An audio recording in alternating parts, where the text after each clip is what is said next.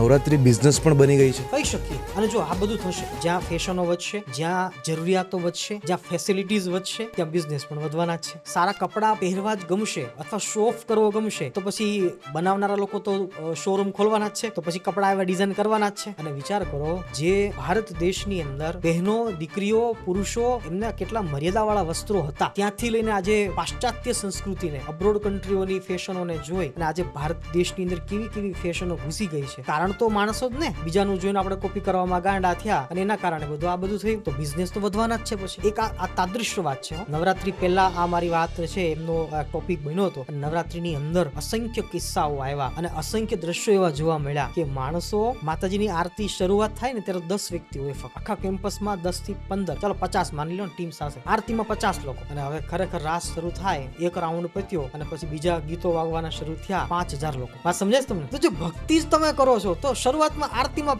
કેમ 50 જ વ્યક્તિ? તો આના ઉપર કેમ કોઈ નથી કહેતા? ધ્યાન દોરવું જોઈએ, આના ઉપર ધ્યાન કેન્દ્રિત થવું જોઈએ. આ ટાઈપના જ પોડકાસ્ટ અને શોર્ટ વિડીયોઝ જોવા માટે અમારી ચેનલને અત્યારે સબસ્ક્રાઇબ કરતા જાઓ.